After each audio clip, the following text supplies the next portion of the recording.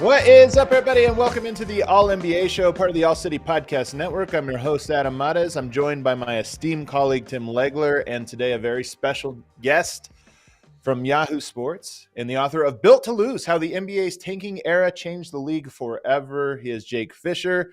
It's a big week for you, Jake, with the trade deadline. How are you doing? It's a big week, but I don't. My head doesn't deserve to be twice the size as your guys' heads. Adam is without a doubt the best pickup player I know in the NBA media who is not a former NBA player. And Legs, I don't know, you definitely don't remember this. I came up to you probably 15 years ago, 20 years ago in the Sixers family section where my dad had season tickets and been watching you on ESPN forever, man. So my head does not deserve to be twice the size. Good, good.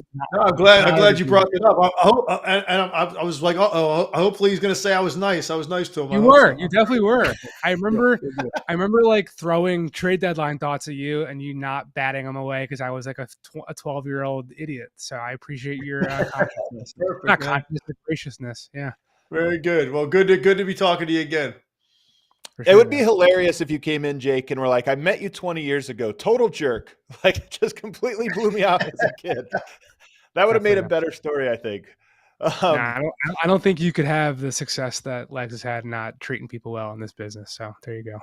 Very, very true. We're going to get into a bunch of trade deadline buzz. Also talk a little bit about his book, which is very interesting and I think pertinent to some of the stuff going on in the NBA. But first, we're presented by DraftKings Fantasy Sports. Check out what DraftKings has to offer this season with code ALLNBA because life's more fun when you're in on the action. DraftKings, the crown is yours. If you have a gambling problem, call 1-800-GAMBLER. Age and eligibility restrictions apply. Void where prohibited. See DraftKings.com for details. So I want to start. If you could pull it up, Emma, your book, Built to Lose, which came out last year, how the NBA's tanking era changed the league forever. And I wanted to start here before we get into the trade stuff, because I think it plays in a little bit to what's going on in the NBA. The book primarily talks about the 76ers. They were the face of tanking, this whole idea of trust the process, longest view in the room, and so on and so forth. I feel like tanking has changed a little bit, and I'm curious if you feel tanking has gotten better or if it's gotten redirected since the book has been published, and in particular with the idea of the play-in, where now you almost get teams like the Lakers who seem to take the regular season less seriously. They're almost tanking in the middle, not to be terrible, but also not necessarily trying to be great. Do you feel like it's just moved around a little? I do think the play-in tournament's been like a direct result of that era, of the fact that, what the Thunder did for a couple years and what Houston did for way, way longer than almost anybody, even like the Detroit losing streak of right now hasn't gotten any of the attention that I think Sam Hinkie's tenure did because they were so brazen about it. And it didn't, the league didn't like that it was leading SportsCenter. And I remember back at the time when I was at SB Nation, like Liberty Ballers, the Sixers blog was the number one traffic generator, of all the teams. They don't want it to be like a top tier discussion point of what the NBA is doing and the business that's being conducted. I think overall, the fact that the title race was at that point in time so narrow. You had Miami, you had LeBron in Cleveland, you had Golden State. It was so clear that there was really no chance to win a title unless you had these generational type talents. And I think it's kind of been validated in the fact that the window for a championship has seemed to be kind of open for everybody, but you still need one of those or a couple of those guys. If you don't have Nikola Jokic, if you don't have Giannis Antetokounmpo, Steph Curry did it again. None of those guys were picked in the top 5, but traditionally that's where those types of talents really are available. And the most direct route for any team to get them is obviously there. So it's interesting to see how I think the play into your point that its direct mechanism was to try to dissuade teams from tanking, but also to bring it back to the trade deadline and to task. It's had as big an impact as anything on the NBA, being that so many teams, to your point, aren't willing to sell anymore because they think they still have a shot. But that rise of analytical minded thinking from Sam Hinkie to Pete D'Alessandro to Ryan McDonough to Rob Hennigan in Orlando to Danny Ainge front office in Boston, like that's permeated the league to the point where we're having these super wonky cap conversations around this time of year. Well, Jake, to me, I look at the league and I think, we would categorize them by haves and have-nots. It seemed like for a long time. And the have-nots were those teams that would understand they weren't in that category to compete. So then they strip it down. They go into tanking. They try to get a high pick and then try to do it that way. It feels like there's like almost a third category now. I think there's like kind of haves, right? I think there are a lot of teams that have maybe one young star on their team, maybe a pretty good secondary player that probably should be a third best player that would make you something, more competitive. And I feel like as a result, there are more teams in the mix or interesting, at least to me, that I want to watch every night because I don't think they're that far off. And so to that point, it seems like that would mean that some of these veteran guys that their names have been, coming up all year that could be available at the trade deadline would be guys that might fit the bill for some of the teams I'm talking about that are in that middle tier. But I correct me if I'm wrong, but I get the impression that you might think, some of the noise around some of these guys is just not going to happen. So let's start with some of these guys. I want to talk about Zach LaVine because that started right at the beginning of the year. Like right off the bat, they're having a team meeting opening night, and you're like, wow, the Bulls are in trouble, mess. LaVine's name comes up. Then he doesn't play for a while. They start winning. They kind of turn around their fortunes this year. Where are we with Zach LaVine in terms of how the Bulls view him? And if you think it's possible somebody makes a run at him, who is the most likely to get into the mix for him? At this point, especially now that he's having another season-ending surgery, which, think back to the first ACL and a bunch of other stuff in between, I think that coupled by the long-term salary and the massive dollar figure that's going to come every single year, and the fact that he has never really proven to be capable of driving winning on his own. Sure, could he be maybe differently cast as a number 3 option somewhere else, to your point, Legs, and have much more success? Without a doubt. I mean, very different situations, but look at just what the injection of OG Anunoby has done in New York, for example, how different context around a lot of these guys can be much different from the standpoint of winning. But I think with Zach, the word had been pretty consistent that there wasn't much interest in him around the league for what the Bulls were looking back for his overall resume, if you will. The last thing we had heard about was with Detroit, where I definitely got word of a lot of different packages or ideas or concepts, whatever you want to call it.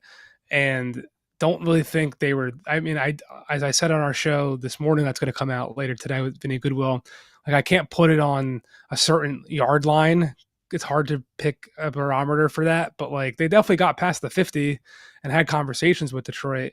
But I think after this injury, from what my understanding, it seems almost guaranteed he's not going to get moved right now. What about the rest of the roster? Because to me, his injury signaled, okay, what are you doing with DeRozan? Caruso, obviously, I imagine a lot of teams are interested in Caruso, but even DeRozan, Vucevic, the Bulls are always so reluctant to hit the reset button, but this feels like God telling them to hit the reset button and go ahead and do this. Is there any movement? Do you get the sense that maybe Chicago is finally arriving at that point that it's time to try to recoup what you can from the remaining of that core?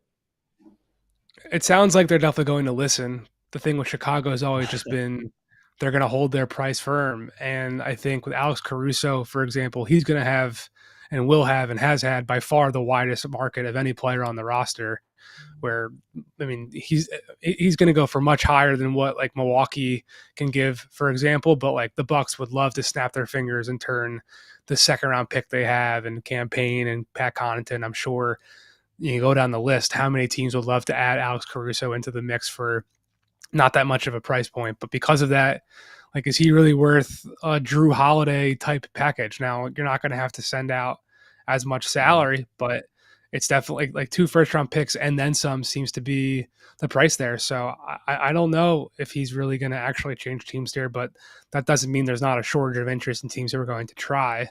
With DeMar, the fact that he's expiring, you would think, okay, there's a really strong chance he could just walk out the door for nothing. And even though he's not a Fred VanVleet to Toronto or a Pascal Siakam to Toronto, you're right. You would think that Chicago will figure out, or at least try to look to figure out ways to get something back in return for someone who they gave up a first-round pick and then more to get back in the 2021 summer. So I don't know exactly where that landing spot could be because his salary number is still pretty high. We heard some flirtation stuff with the Lakers and Miami. The Heat, I think, are kind of ruled out after getting Terry Rozier. The Sixers, I think, have always kind of rebuffed the idea that they're a DeMar DeRozan team. So I that's one of the things I'm trying to figure out as the week goes on is a real market for him. But for now, I think is more of an idea than like someone who's got lined up suitors ready to make an offer. All right, let's move on to another guard. And one of the reasons I think Caruso is so interesting to so many teams because this league has become increasingly porous defensively on the perimeter. The rules set it up that way. It's a lot harder to guard guys. And in a league where more guys, I think, use that as a little bit of an excuse now to not have to guard because it's a trade basket mentality, Caruso still gets into you and gets after it and fights over picks and likes to do all that stuff. Another guard that actually made a name for himself in this league first defensively is Dejounte Murray. And I look at his name comes up a lot. And I look at Atlanta, and I think they're probably looking at that situation and saying this just isn't necessarily a winning combination. Those two guards together. Trae Young is your face of your franchise. He's your market. He's not going anywhere. So Dejounte Murray becomes interesting. Anybody out there you think looking at him as a real game changer for them? And if so, who would that be? And what's the price tag for a guy like Dejounte Murray? And is Atlanta seriously considering breaking those two guys up? They're definitely seriously considering it. I think it's a matter of who can actually meet their price, which I've heard it's 2 first-round picks. And then they really want a legitimate player back too. I think the player might even be more of like importance to Atlanta because the Hawks aren't looking at this as let's just trade DeJounte and start a rebuild around Trae and Jalen Johnson. They're saying, how can we shake this deck up and add to Trae Young and Jalen Johnson? I think the draft pick capital is really just about the stakes of trading someone at that level of talent and the fact that they sent 3 out the door. So I've only been able to pinpoint offers from the Lakers and Jazz. That's not to say there hasn't been others to emerge, but those are the only 2 I've been able to confirm. But at this point, and the Hawks have kind of been signaling this across the league all along, I do think that there really is a strong chance they keep him after all this. The Hawks have won 4 straight now, and it doesn't seem like they really have the price point that they want. And historically, they did this 2 years in a row with John Collins, if you recall. They put him out there him out there, and nothing ever materialized. And it's not just Atlanta. A lot of teams around the league are looking at the new CBA landscape and looking at the challenges that come for salary matching purposes for teams above the apron, plus the fact that this summer teams like the Lakers are going to have access to 2 more picks. The Bucks don't have a first-round pick to trade, for example, right now. There could be a lot more teams with a lot more draft capital to play with for Dejounte Murray come draft time than right now. It's such a perfect example of what we were just talking about with regards to the play-in because they're both the 10 seed, Atlanta and Utah. Utah is rising, Atlanta is falling, but when you talk about maybe Atlanta holds on to them, they're almost viewing themselves as the same. I don't think they are. Atlanta seems to have reached who they are going to be, whereas Utah is clearly in the first stages of discovering who they're going to be. So that's an interesting dynamic. I want to ask, though, the big news of the weekend was Joel Embiid, possibly out for the year, certainly out for a long time. They were one of the most interesting teams in the trade market, I thought, coming into it. Bruce Brown, maybe even Caruso. Do you get a sense that this injury is going to change how they approach this trade deadline? I think it has to, from the standpoint of you're no longer going to be adding someone who's playing next to Joel Embiid for the next 1 to 2 months. Right. Like that's just massive sample size to consider the fact that you're looking at if you have a guy who like is on an expiring contract, you're really only going to have X amount of sample size to figure out how does he actually truly fit, not just on paper, but in reality next to Tyrese Maxey and Joel Embiid. I've always thought that Philly, though, regardless of, even before this, I thought they were going to be far more explorative than aggressive in terms of what's actually become available to them. Just being that the Sixers have always kind of harped on the fact they're going to have this massive amount of cap space this summer that, sure, Detroit will be able to match, but there's really no other contending team or team that has real legitimate contending aspirations when healthy that could really compete with the type of room Philly's going to have to either sign someone or to welcome someone via trade. So I think they've been willing to be more patient than I think Sixers fans probably would want them to be. And also maybe like the public perception is, just because they kind of have this fallback plan if guys they really prefer and want aren't there right now. And they're really, really, really going to make sure that they don't kind of just the expression coming to mind is not the most, I don't know. They don't want to like burn a hole. They don't feel like they're burning a hole in their pocket with these picks in the cap space. They don't want to spend it on the wrong fit and have buyer's remorse. I think they're going to be more concerned about making sure it's like a bullseye when they throw a dart and not just like throw it and hope it lands somewhere close. Jake, I'm looking at the Western Conference. It's kind of a strange year because you got Oklahoma City and Minnesota there at the top. And yet you've got all these teams. And look, it might not end up that way. As hot as the Clippers are, Denver's right there. I mean, who knows what that top 4 seeding will look like. But still, these two teams are there at the top of the West. And are they in a situation where they're still trying to figure out, like, how good are we, particularly Oklahoma City, with this super young core that they have? They have one, legitimate big-time star, great role definition around Shai Gilgeous-Alexander. Are they still trying to kind of gauge, like, how good are we by letting them have a postseason run as currently constructed? Or do you think they're looking at the West and saying, yeah, this is really nice, but we also know, look at the star power at the top of these other rosters, and some of them are kind of still figuring themselves out. We're not good enough to contend or win a title this year. And so we're going to go ahead and we're going to do something else and add something to our team. Where do you think the mentality is internally with the way Oklahoma City views themselves? If OKC takes Davis Bertans' salary and a first and just upgrades with like a real backup center to supplant Chet minutes or when he gets in foul trouble, I wouldn't be surprised. But generally speaking, the word about the Thunder is that they are going to be patient. They are not going to rush anything, even more so than what I was just saying about Philadelphia, and that there is real value in waiting to see what this group looks like in the playoffs. Could they make it even 2 rounds in and get like a 8 to 12 game sample size to like really see different lineups against different types of personnel? If they get the Phoenix Suns in 1 round and Denver in another, for example, like that's just 2 very, very different makeups. Right. And you could gauge and really evaluate what you've got depending on those types of situations. I think with Minnesota, they're much more clear at who they are. This is kind of like a small window here where the point, like, I wouldn't fault anyone in the Wolves front office if they are thinking, shit, we might have a 1-year window here, like before all the salary stuff hits the fan. Let's just like go get a backup guard right now that can really help us get there. I'm not saying they think that, because obviously Anthony Edwards is young, McDaniels is young, but like the other end of their core, Rudy Gobert and Mike Conley are like clearly not long for the ride as long as Anthony Edwards is. So I do think the Wolves have like really pinpointed, we are looking at the top tier reserve guards that we can to really supplant our offense when Mike Conley's on the bench. Last one for me, Jake. 2 guys that whose names keep floating around who I think could swing the title this year are Miles Bridges and Bruce Brown. Now, obviously, there's a lot of baggage attached to Miles Bridges. Bruce Brown is a guy that won a title last year. What is the latest on those 2 guys, and who are the teams that seem to be targeting both of them? So the teams for Miles Bridges that I have heard are Detroit, Utah, and Phoenix, where Phoenix has clearly a ton of Michigan State connections, where Matt Ishbia was part of the same program, the same Tom Izzo program that Miles Bridges came from.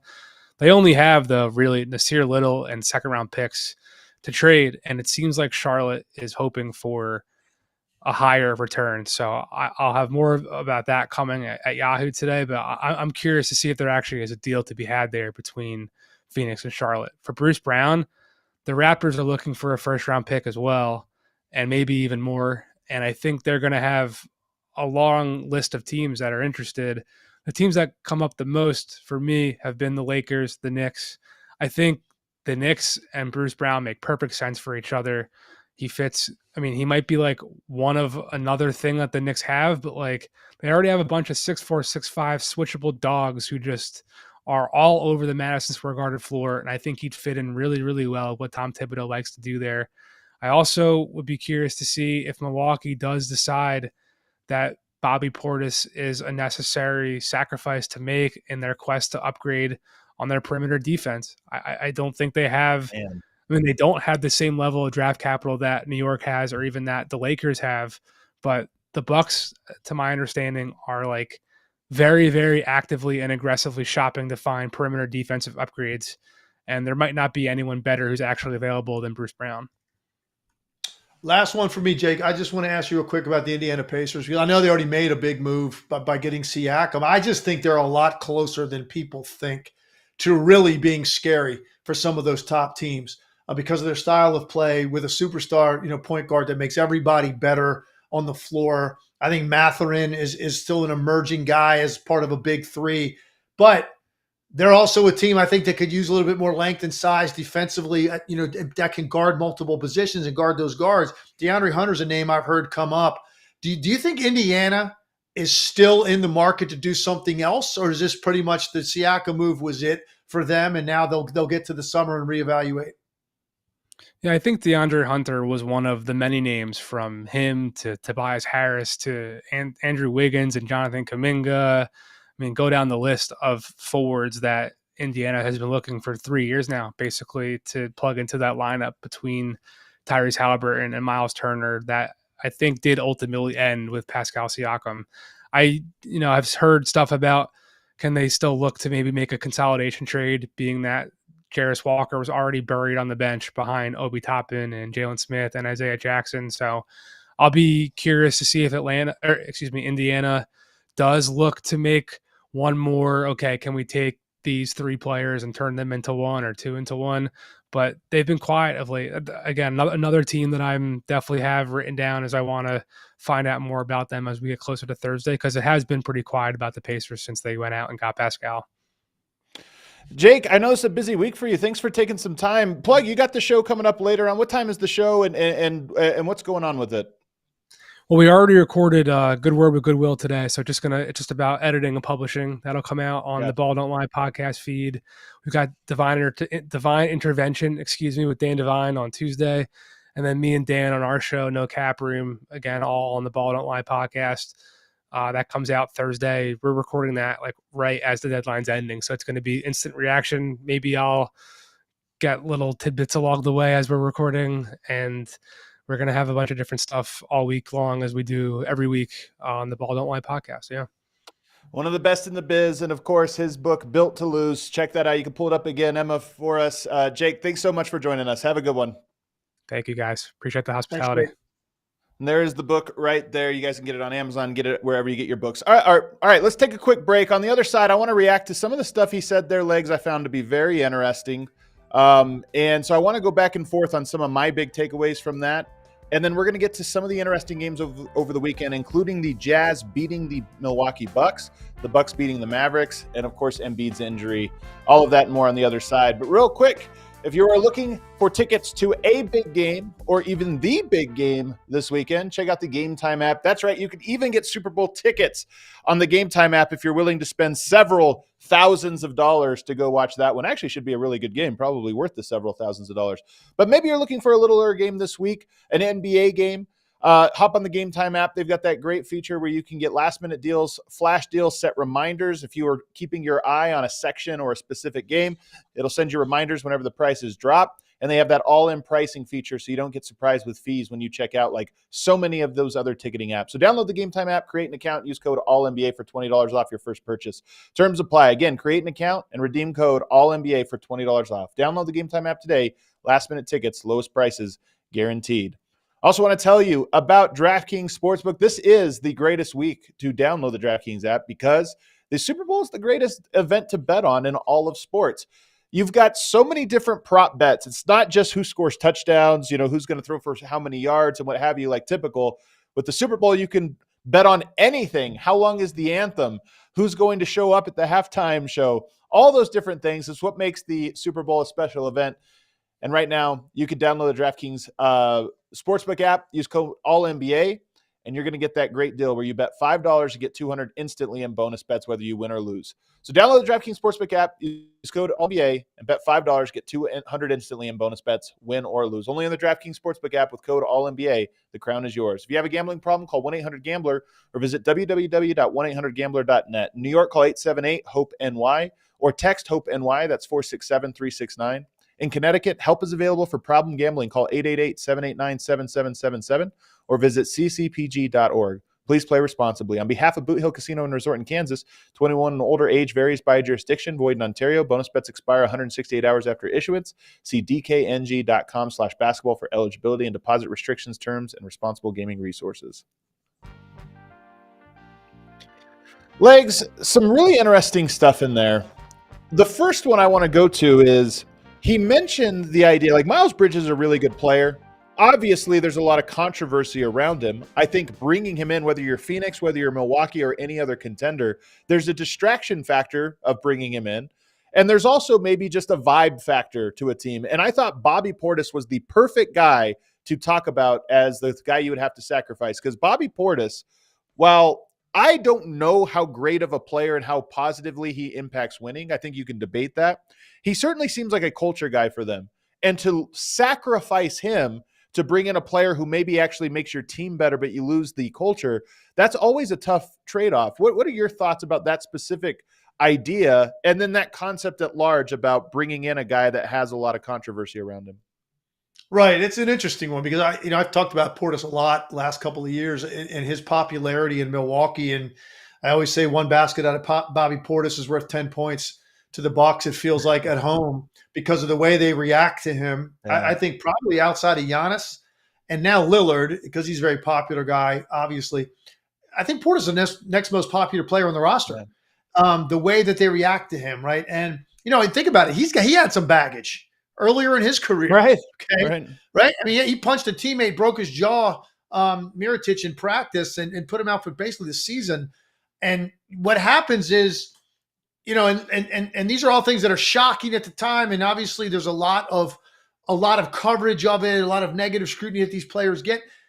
Bottom line is in professional sports, if you're able to change places and then you go play well and help a team win and become important, I got news for you. All the chatter and all the talk that happens in the beginning when you first get there will go away if you're actually going to help that team win. That's what it comes down to. And for Miles Bridges, I mean, this was a guy that it has, serious talent, got himself, and by his own doing, all kinds of trouble off the court, missed a lot of time, came back. He's playing for Charlotte now. So he's now going to hit the trade market. Yeah, that's a big risk for Milwaukee when you look at how popular Portis is. And now you bring in a guy, if they were to do it, bring in a guy like Bridges to replace him, there's going to be an awful lot of trepidation about that at first, from the media coverage in Milwaukee, the fans, all of that stuff.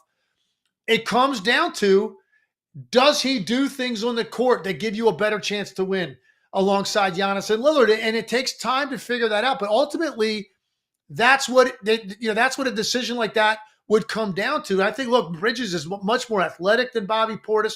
He gives them a different type of dimension than what Portis gives them right now. Because Portis is a very good sixth man, and he plays hard. He competes. He's turned himself into a good three-point shooter. He's a sixth-man energy guy off the bench. But there are things that Bridges can do athletically that Bobby Portis just can't do. And that's something I think when they look at their team, I think they'd like to get a little bit more bounce, a little bit more athletic on the perimeter. So that's an interesting one, man, because it is a trade-off with something like that. And at the end of the day, you've got to come in and perform, fit in. Obviously, you've got to show that you got your house in order off the court and that you're a different person and that you're changed and that you worked on yourself with some of the issues that you have in your personal life. And then it's going to come down to, do you help us win? Because right now that franchise in a situation every single year now that they don't win a title is a wasted year because of what they have done to acquire Damian Lillard and pair him alongside Giannis. And all those guys are going to do is get 1 year older every year. So That's a tough one, Adam, for the Bucks to sort of evaluate, because there is a whole personal component to it that transcends the basketball part. The big news over the weekend, and it might be the biggest news really of the season so far when you talk about consequential things to happen, is that Joel Embiid is going to require surgery. He's going to be out 1 to 2 months. As an estimate, there's still a lot shrouded in mystery, by the way, about this whole injury. There's still a lot that's like unclear. Maybe he doesn't come back. Maybe he comes back 1 to 2 months. But the 76ers are 4-10 without him. They got the 51 piece from Maxey in their first game gone, but then they lose to the Brooklyn Nets at home. And they are 4-10 this year without him. I look at this and I go, they've already fallen in the standings, by virtue of him missing a handful of games. They're 5th in the standings. But if you miss 1 to 2 months, is it possible that the 76ers are just a 7, an 8, maybe even a 9 seed? They fall that far? And if so, are you concerned about what they can do this season? Have you written them off? First of all, I think there's a very good chance that that's kind of how far they do fall. What's ironic about this, and this actually happened with Curry a few years ago, he missed a large chunk of time in the regular season and then came back and looked fresher than ever. And so now you had this team with a fresh Steph Curry going into the playoffs. And I don't think it's the year they won it, but he looked so good. It's like right away, you're like, wow, you want to have to play that team now with all the rest and how fresh the guy's legs feel. And this is a little bit different here with Embiid because of the history of injuries, because of his size and weight and all of that. This is not going to be so simple. And I remember you and I talked about this last week, and I said it's how weird it was that they didn't say what the MRI showed. They just said that, right? They just said there's going to be further evaluation, and they didn't really say, and I said, listen, there's only a couple ways to go. Typically, if you've got a torn meniscus, you're either going to get it repaired or you're going to get it removed. Yeah. That's it. You're not going to just let it kind of heal on its own. And that's sure enough, that's what's going to happen. Now, I don't know if Joel Embiid is going to make it back this season or not. There's going to be all kinds of considerations for a guy like this. I mean, a guy this dominant that has an injury like this, and you get him back, let's say, with a couple weeks left in the regular season, are you going to even think about putting him out there at that situation and for a postseason run? I mean, that's what you worry about. So who knows if we see him again? If we do, he's certainly going to be rested and fresh, but he'll probably be on some sort of minutes restriction and everything else. I don't even know what his impact's going to be. I think the Philadelphia 76ers season is cooked. I just don't see how they fall a few spots in the standings.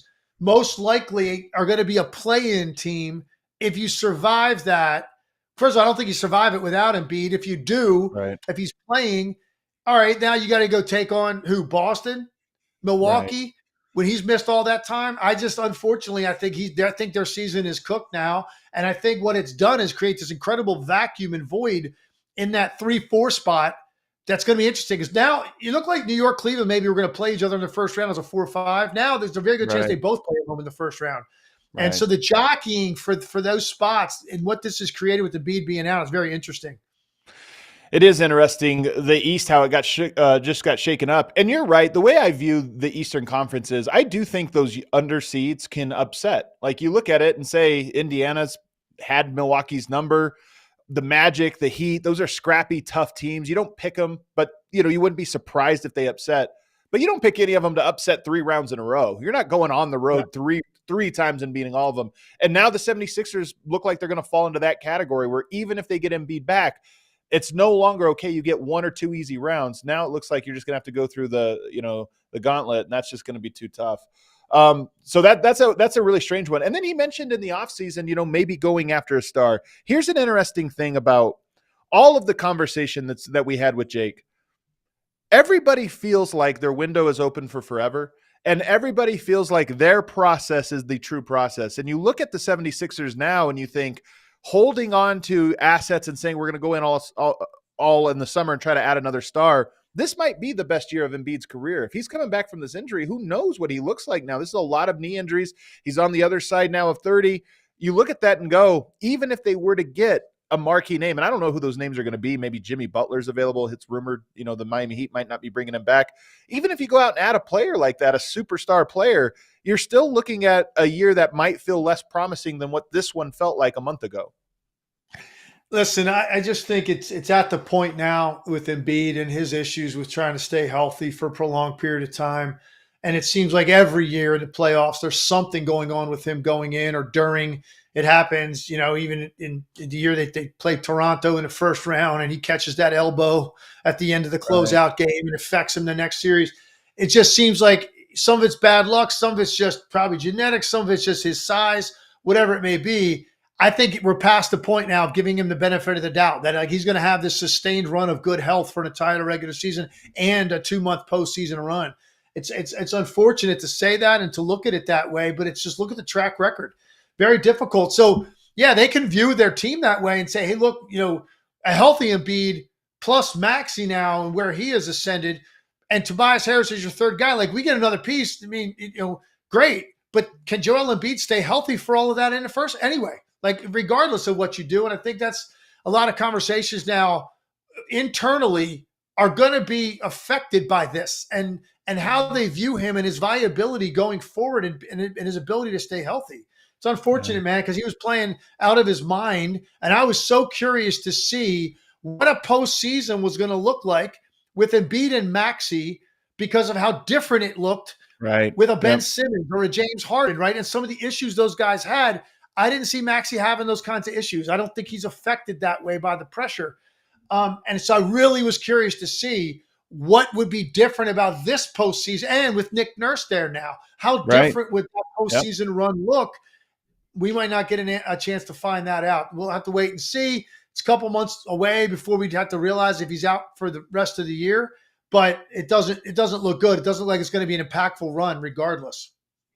One name that's interesting that we didn't ask Jake about that I've seen pop up in rumors is Dorian Finney-Smith.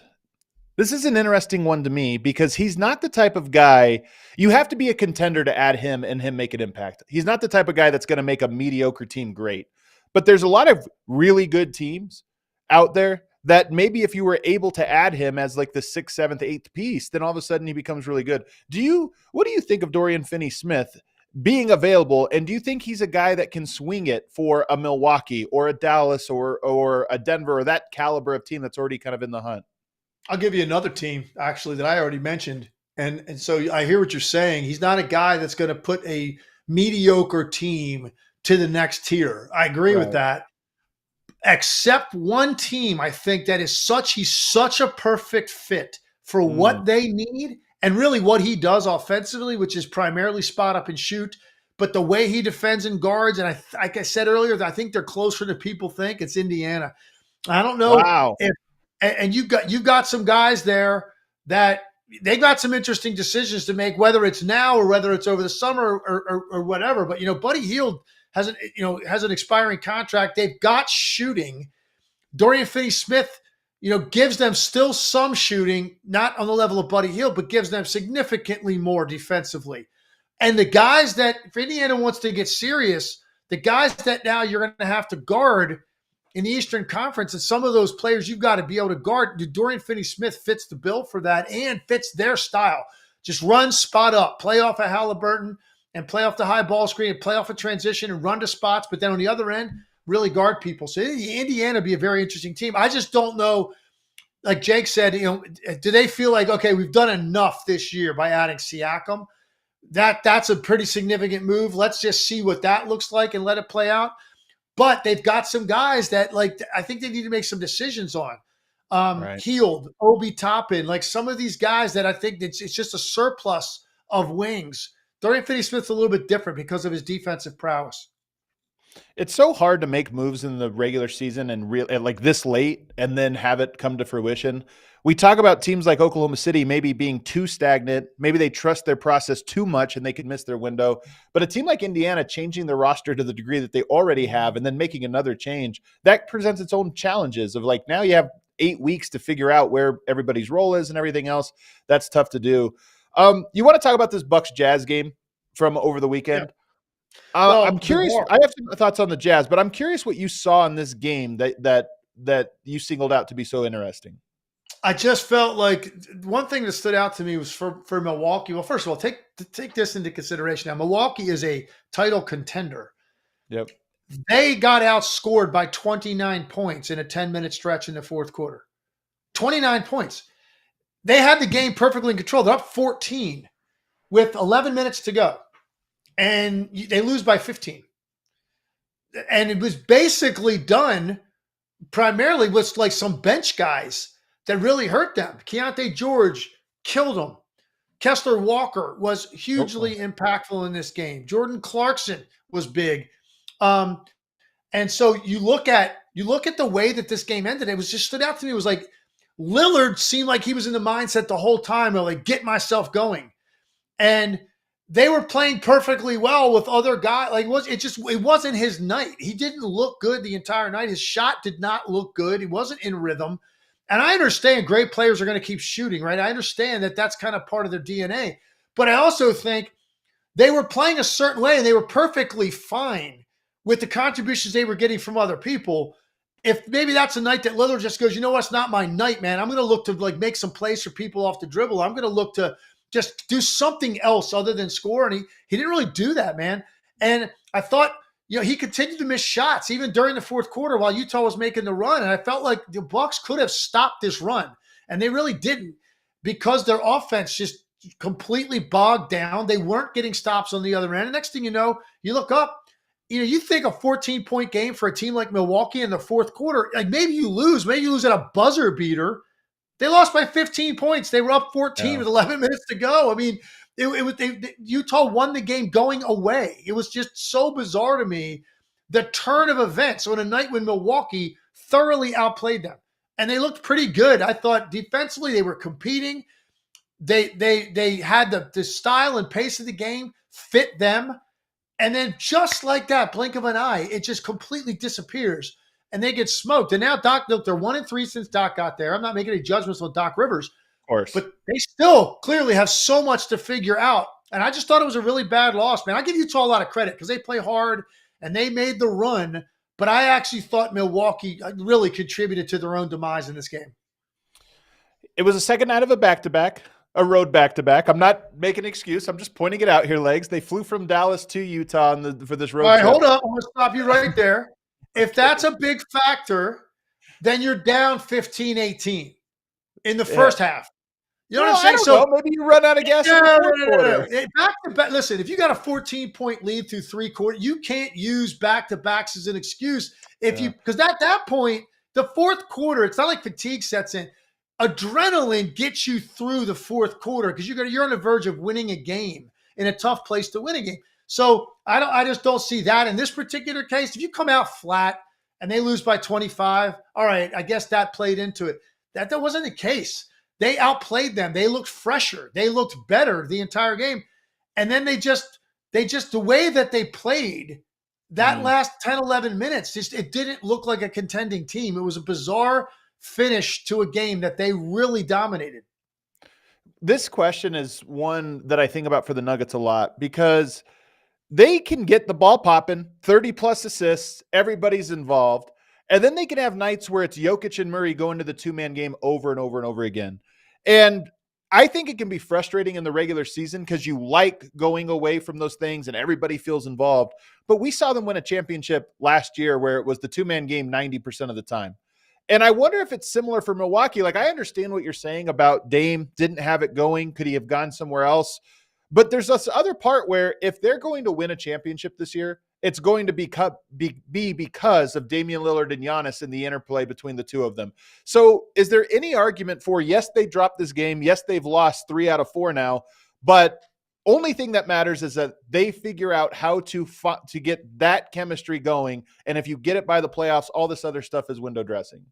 Part of it, Adam. I think part of that's true. But what I'm saying is the one thing that I was kind of noticing while I was watching this game. And again, we're always going to make this comparison. Depending how their season goes and how their postseason goes, we're always going to be comparing this team to the Drew Holiday pairing with Giannis.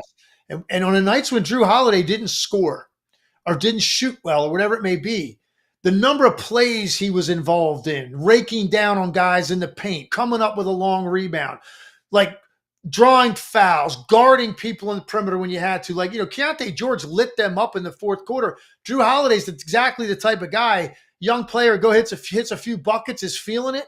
okay, Drew, you're going to guard Keontae George now, and you're going to try to cool this thing down and shut his water off.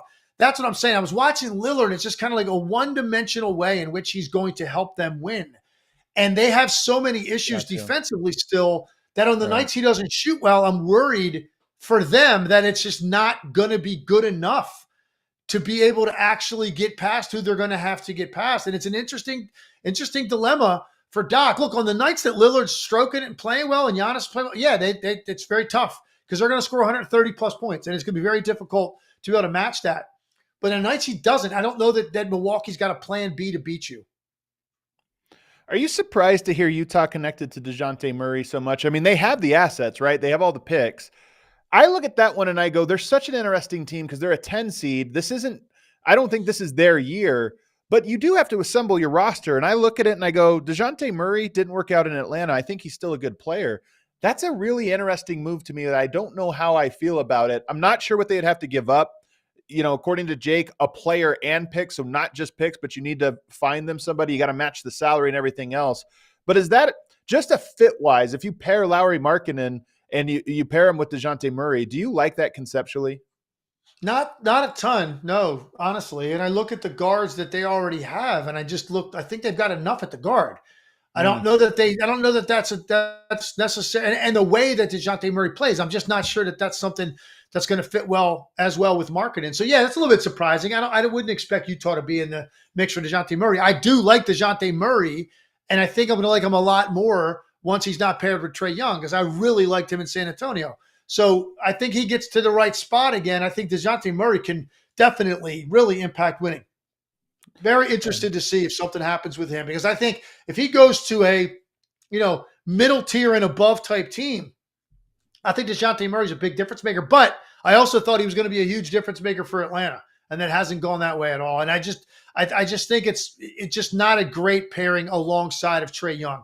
I just don't think that that's a great fit. I'm not sure who that fit is. I think Trae Young almost needs to be on a team like Allen Iverson was on back in the day, man. You surround him with screen setters and defenders and guys that'll, and just let him do what he wants offensively. That might work. But I think the pairing alongside Dejounte Murray and some other guys on that team that are primarily offensive-minded players, I just don't think that that's a threat to anybody. Yeah, I tend to agree with you.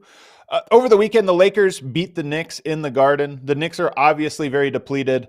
And it made me think, I mean, first of all, I don't know if you saw LeBron with the Knicks towel over his neck. He had Knicks clothing walking in. He's tweeting emojis. He's doing, it's this time of year for LeBron to kind of put the pressure on whatever team he's on to make these moves. I thought it was hilarious, but I'm actually less interested in the Lakers. We'll see what move they do. I feel like they're so far away, but the Knicks, the more I think about them, the more they're in such a weird spot, because we both love them. On our last show, we talked about, we both believe in them as contenders. They have some injuries that might prevent them from really getting to see that before, late in the season. But at the same time, they are a team that could make a move.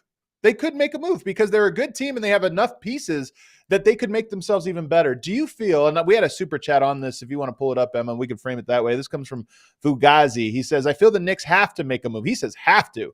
The time is now. Let's move some picks. What do you guys think? I actually think it's an interesting question because they're so good they could win it this year. But if you could become better, then you might become favorites out east. How do you feel about the Knicks? Yeah, I think what happens is sometimes players outperform even internal expectations, and it makes you recalibrate. Like, wow, okay. And I'm talking about Brunson, of course. I say the same thing about Halliburton in Indiana. I don't think the Knicks, when they got Brunson, and they'll probably deny this and say, oh, we knew exactly what we were getting with Jalen Brunson. I don't buy that. They knew they were getting a really good player, and he played so well in the playoffs with Dallas and all of that. They didn't know they were getting this. They didn't know they were getting a guy now that, like, literally every single night now has an answer for anything he sees. And on a mediocre night, the guy gets 30. I don't think that they thought that's who this was. But now in watching him play and realizing this is what they have, and now you go out, you make the Anunoby deal because of that, because of what Brunson is showing you he is. So now you're saying, wow, the Bucks have issues. Like, the Bucks are not a team that the Knicks wouldn't think they could beat in a 7-game series. Now, Boston is clearly the best team in the East. They're the most loaded team in the East. And if you're the Knicks, you're looking at what you have currently. You're thinking, okay, like we've climbed all these rungs in the ladder, but we're still not on level with Boston.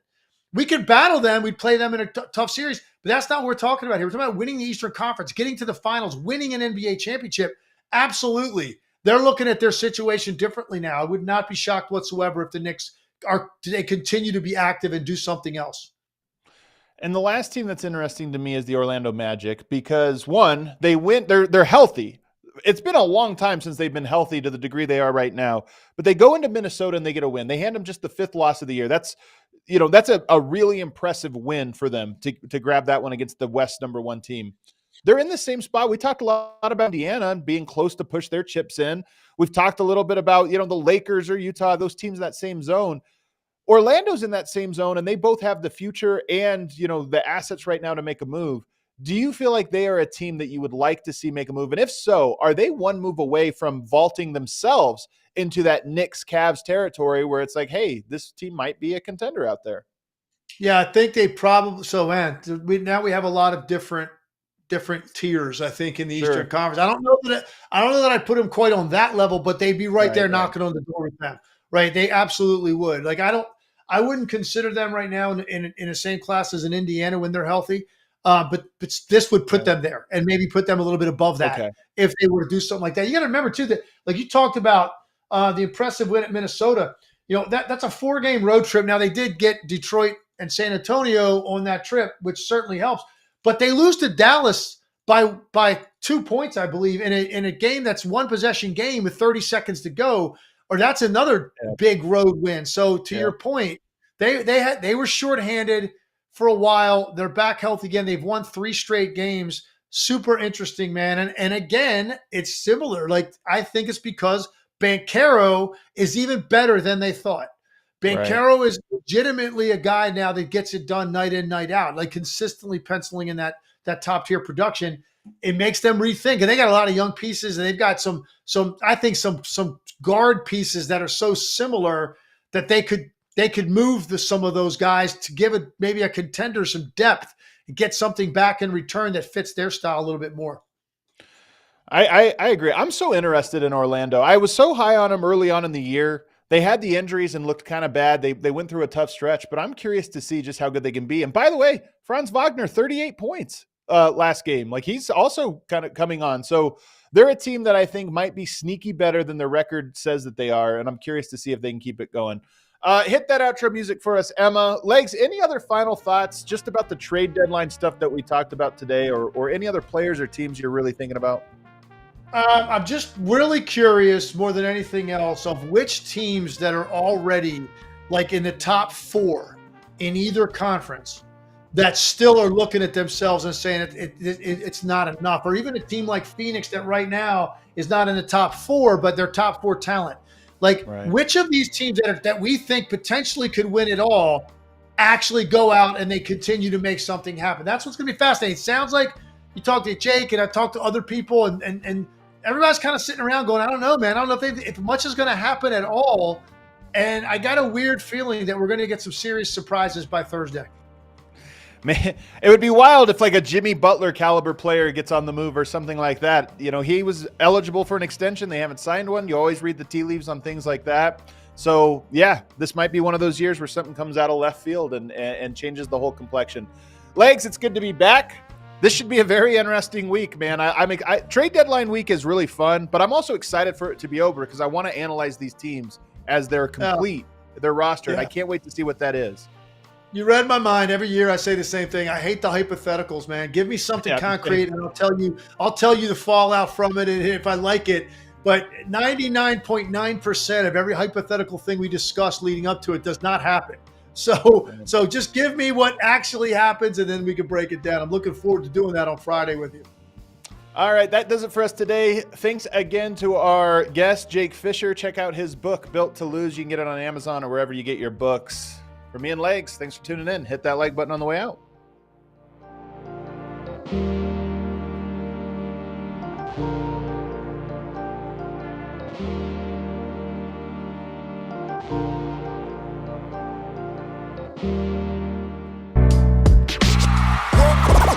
all silly like the mayor.